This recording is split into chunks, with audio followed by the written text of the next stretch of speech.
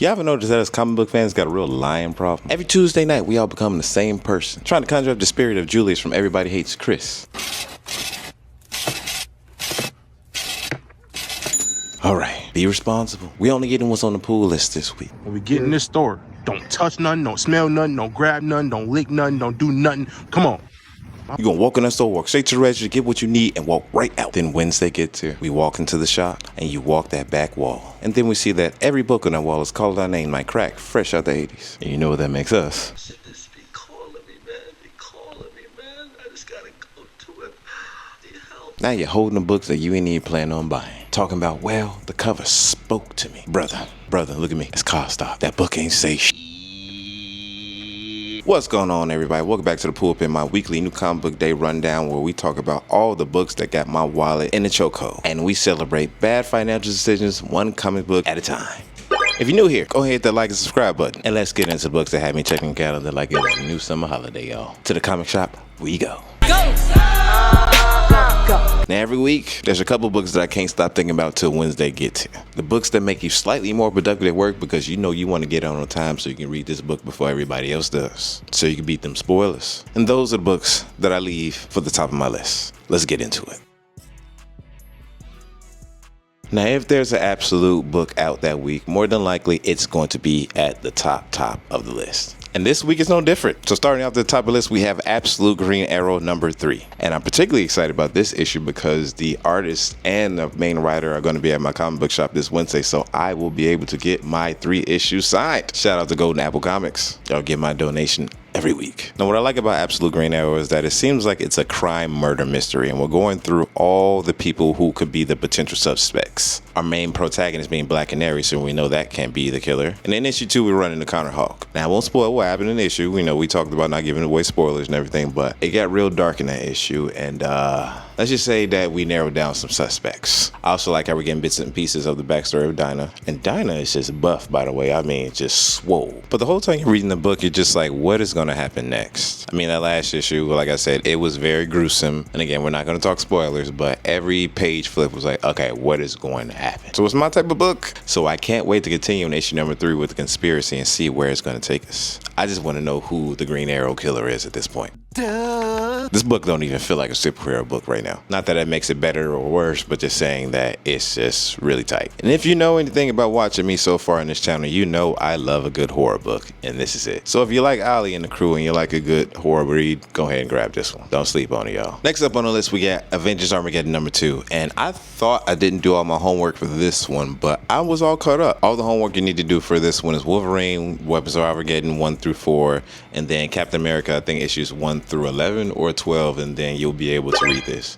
Now, I know that sounds like a lot to some people, but it's not a lot. The Captain America books are pretty good, which is the next one that's on the list, so we'll talk about that in a second, but they went pretty good. And it's only 4 issues of Wolverine, and that story was pretty tight too. They both introduced the character David Colton. Well, one, Captain America introduces David Colton, then Wolverine, and he gets the powers that he's needed to go into Avengers Armageddon. Now, I like this first issue, but the only thing that really caught my attention was that they told Peter to stay back and fight the battles on Earth, and I'm like, Peter has definitely been through enough where he can go fight this battle that's going on. Other than that, issue number 1 was a solid issue. I thought I wasn't ready for it, but I was ready for it. I'm just interested to see how much damage Red Hulk is going to do to the Avengers, because I never looked at Red Hulk as a Avengers level threat, even though there's many Hulks going on, but you know, they haven't shown what their power level is yet. So I guess when we see that actual fight between everybody, that's when we'll see like, oh, okay, this was the threat that needed the entire Avengers. But Chip has been cooking. So I'm trusting everything that he's doing here. So issue number 1 was decent, and issue number 2 should be decent as well. So if you want to grab this one, you got a little bit of homework before you can really understand everything that's going on, but it'll be worth it. And part of that homework will be this next book that we have on the top of the list, Captain America number 13. When I first started reading this book, I didn't think that I was going to like it as much as I did. Again, I only started reading it because I wanted to start getting ready for Avengers Armageddon, but currently this book is higher on my list than that one, especially what happened in that last issue. I mean, Captain America is in hail.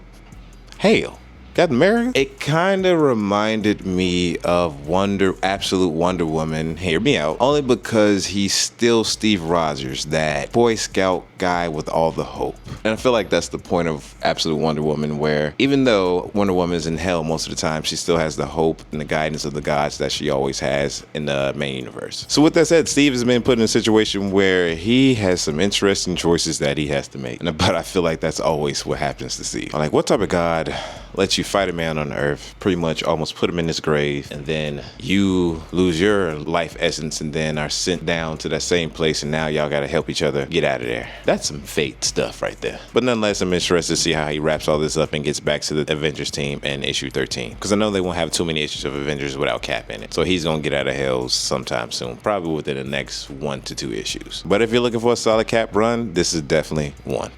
Next up on the list, we got Mighty Morphin Power Rangers number 2, which is interesting because the old series was Mighty Morphin Power Rangers as well, but now they have a new series that's called the exact same thing and then same number. So yeah, that's interesting. But nonetheless, new author. And the team is now, I think, about 10 years into the future, I believe. All of them have pretty much been going on with their careers and everything, but we still have the original 5. Now, Tommy is off somewhere else, but we don't know yet where he is. But there's supposed to be another comic coming out this month that will tell us exactly what's going on with Tommy. So coming soon. But I have to admit, that first issue was a little lackluster. It pretty much was a, hey guys, we got a problem, let's go and do everything, and then Megazord up, and then that was the end of the issue. They laid a tiny seed for what's going to happen in the rest of the comic, but I'm not going to lie, I need to see a little bit more in this next issue. And I have to admit, I have never read the Power Rangers on a monthly basis. I have all the omnibuses, and so I get to read 16 stories at a time, so this is a new format for me. So I'm going to call my breaks and just watch the story flow as it needs to, because I haven't been disappointed with a Mighty Morphin Power Ranger story, to be honest. But I actually stopped reading after the Lord Draken takeover. So there's some gaps that I need to fill in, but I'll do that. But for now, we're looking good with the all growed up Power Rangers, because Zordon would not let me kick this off my pull list if I wanted to. Yeah, I made that joke, whatever. Moving on. If Destruction Be Our Lot number 3. This book is so interesting. Robo Abe, you the man. You the man, man. I'm loving the adventure that we're on together in this book. Nobody wants to believe old Robo Abe or hear what he has to say. But Robo Abe is on his adventure to find real purpose in the world. And now we know, because of issue 2, that humans do exist, and a lot more people know. But this book is a very fun adventure and commentary on what it would be like if AI pretty much told other AIs, just don't look up and believe everything that we tell you. Kind of like what us humans do to each other today. But I'm interested to see in this next issue if they give us a story of what actually happened to humankind. Are humans just living outside of this AI world and all these other robots are stuck here, or are the robots in control? I think we'll probably figure this out probably around issue 3 or 4. Probably like 4 or 5. I actually don't know how many issues this book is going to run, but all I can say is I'm going to be here for the ride. This is definitely one of the more interesting books on the shelf right now. So treat yourself. Come on this adventure with Robo Abe. Next up on our list, we have New Titans number 37. Now, this book is kind of emotional. Ever since I came in on the run, I feel like there was a lot of high stakes things going on. I mean, first you had Cyborg and Vic Stone separated, but now they're back together, of course. Then this last issue, Coriander just dipped on us, like in the first couple pages. So I hope she comes back. But the team just moved into a new base and everything. I'm thinking we're going to be building toward a big new story arc. Plus, y'all know who we got coming on the way in these next couple issues. I think in number 38, Static is on the way. So whatever they got going on, he gonna say that he gonna be the leader. He gonna take over. Static gonna be the man. He gonna be shocking a system. Yeah, I said it. But no, this book has been solid. I've been enjoying it, and those variant covers they got for that Static issue, they look cold. So I'm already ready to grab one right now. Next up on the list, we got NightWing number 140. Now, NightWing is one of those books that you can just hop off for a minute, but you know you can always come back and find a story that you can read. And this run proves that. But I think I talked about in my last video about NightWing. I am just loving the way they are drawing this. I love the blue Batman suit, and it made me appreciate the Nightwing suit too, because it also has blue in it. But just Dennis Cowan has just been killing it on the art in this book. I feel like I've been on a Gotham City kick as of lately, because I'm currently reading Gotham City Central right now by Ed Brubaker, and I did not think I was gonna like that book, but Brubaker's one hell of a writer. But as I said so far, I cannot speak of anything but good things to say about this run, and I can't wait for this next issue. Next up, we got Wonder Woman number 35, and it took me to get to this point to realize that I didn't have my Green Lantern ring on, because that last issue hit me kind of hard, because the first opening issues had my boy John Stewart on the ground just laying there.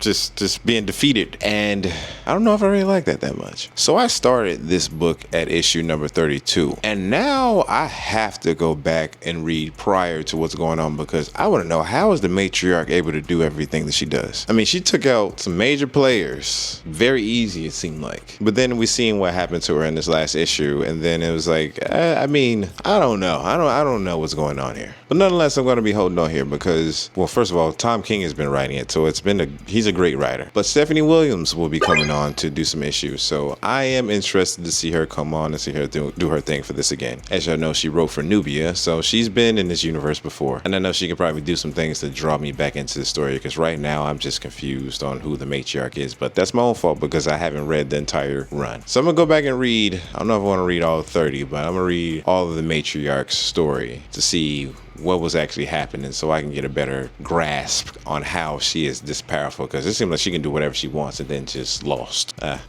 I mean, the book is out. It's been out for a month. I'm sorry, y'all. I'll be staying on with this book for a few more, and after doing my research, we shall see if this shall stay up on the pull list. But with everything I said, it has not been a bad story again. I just want to know, how is she able to do the things that she's been doing, because she is just almighty, destroying everything. And then for what happened in issue number 34 to happen was just like, but I digress. Wonder Woman number 35. Next up on the list, we had Lobo number 5. Lobo's one of those books that's just like to cut off my brain, open up that book and just flow for 22 pages and then get on with my day. I'm not putting too much in the story, not putting too much into anything else besides the art and the main man himself. And with that said, I really like this book. I think there was only one, I think issue number 3 was the only one that kind of missed me. But other than that, like I said, it's just fun, just riding around with Lobo and seeing what shenanigans he gonna get into this month. Of course, the hype has died down on him a little bit because his involvement in the Supergirl movie, and honestly, I'm one of those people who believe that he did not need to be in that movie at all. I like Jason Moore, and he did his thing in the movie. Just, just didn't need Lobo in it. But nonetheless, that has nothing to do with this comic book, and I'm gonna keep reading the comic book for at least the next few issues and see where it goes. So if you're looking for something just to cut your brain off and have a good time with some good artwork by Jorge Corona, this is a book for you. Next up on the list, we got Of the Earth number 3. Now, this is one of those books where the atmosphere is doing a lot of the heavy lifting, and I mean that in a good way. Books like this have to sell an entire mood, similar to books like White Sky. It has to make you feel like you stepped into something very specific, and that's what I liked about this series so far. It knows how to sit in a little bit of discomfort. It knows how to sit in a little bit of dread. It knows how to make you read the page just a little bit slower just because you're like, what is coming on this next one? And I think that's valuable, and I think this book is also being very heavily carried by the art, which has been amazing. Not to say that the writing is off in any type of way, but the art really sells this book. Now, issue number 2, we learned that something's going on in the backyard with the oil. So I'm gonna say about this book because I have no idea what's gonna happen in issue number 3. So again, this is one of those books that is all about the mystery of what's going on. So that's all I'm gonna say about this book. But I think this book is definitely worth a look, especially if you like the book White Sky. You definitely will like this book. Next up, we got X-Men number 33. I am a little hazy on what's going on in this current book because I have read a lot of X-Men in this last week, given that I have been trying to read all the comics that have been related to the episodes that have been currently coming out, and I should do videos upon that, but we'll see if I do that. We'll see if I have time. I do remember in this last issue there was a big fight and Magneto got that big power up, and I don't know what happened to Magneto and why he is in the state in which he is in. I know it has something to do with Krakoa, but I need to go back and do the whole Krakoa thing. But I know that he got his power up, and I know they were fighting a big entity. I can't tell you who it was. I've been reading too many X-Men. I've read the Age of Apocalypse. I read Cyclops and Phoenix. I read the new X-Men, about 20 or 30 of those. Yeah, it's been a hell of a week. So forgive me. The fact that I remembered what I just remembered about Magneto, because that was the most important and most exciting thing. It's all you really need to know. I mean, you don't want me spoiling too much about it anyway. So all you know is you can't go wrong with X-Men. And that's how I'm going to leave y'all with this book right now. You can't go wrong with X-Men. So go ahead and support Jed McKay and all the crew over there. Last but not least, on the top of the list, and I really have put this at the last of the least because I haven't read any of these books.